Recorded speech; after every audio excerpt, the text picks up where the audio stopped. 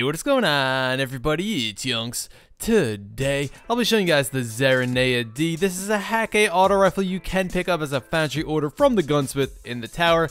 I did do a review on this weapon a very long time ago, but I simply wanted to touch up on it again. It's been a while, so let's just hop right into the perks that I have on this thing. So for my sights, I run the GB Iron. Crowd control, kills with this weapon grant bonus damage for a short time.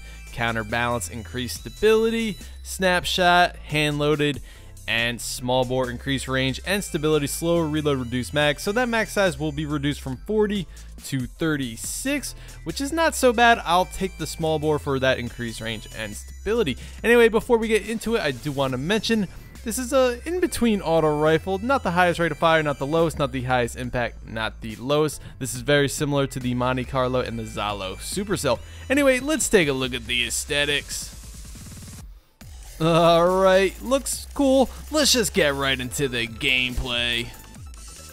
So, Zarinaea versus the Ultra Knight for the DPS test. It took me 86 shots to put him down, having to reload twice, each reload clocking in at about 2 seconds long, each headshot dealing 379 damage, and it took me 12.7 seconds to kill him. Alright, and I do want to note I was not using small bore here, I was using the base mag size of 40. Anyway, we're moving right along into PvP, and Zarinaea-D will deal 20 damage to the head and 16 damage to the body, but of course this does depend on what range you're at. If you're too far away, you will definitely not get these numbers. This is an auto rifle, and it is definitely not meant for long range combat, that is for sure.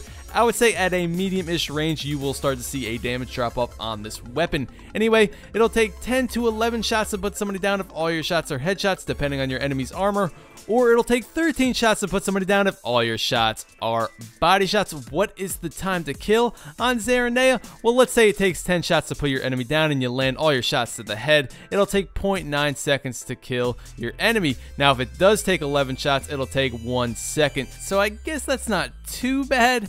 Anyway, let's talk a little bit about crowd control since I have it on my Zarinaea.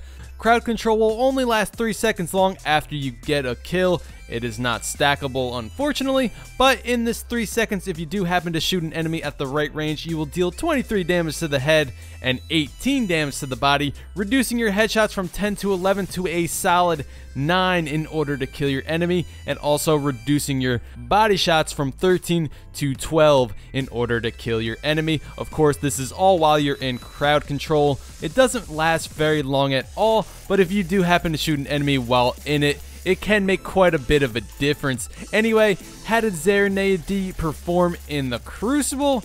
Well, for the most part, it was pretty solid for the close to medium range encounters. This thing does have potential to burn your enemies down very, very quickly, and that is of course if you're sticking to the enemy's head. So having counterbalance and small bore on this thing was very, very beneficial, making it much easier for me to be steady with this auto rifle and to land my headshots. Of course, you're always going to want to put your enemy down as quick as possible, and for me, having stability perks is the way to go on an auto rifle like this, so I would always personally recommend some sort of stability when it comes to choosing your perks for your Zarinaea. Of course, when it really comes down to it, it's all personal preference and what you really like. Anyway, leave in the comments and let me know, do you guys have a Zarinaea-D? And if you do, what do you think of it and what perks are on yours? Overall, I did have fun with Zarinaea. I did find myself getting some pretty nice kill streaks here and there. I did have to play pretty smartly while using this, and I did find it quite difficult and a little bit of a challenge every once in a while to compete with other primaries. But I still managed to have a good time with it and to get some kills with it in the Crucible. Anyway, that's pretty much going to wrap this one up. Thank you guys so much for watching. Please leave a like on the video if you enjoyed the video, and go ahead and leave a sub if you haven't already if you want to see more weapon reviews similar to this one. I'm always covering weapons here in Destiny. Anyway guys, I will see you next time.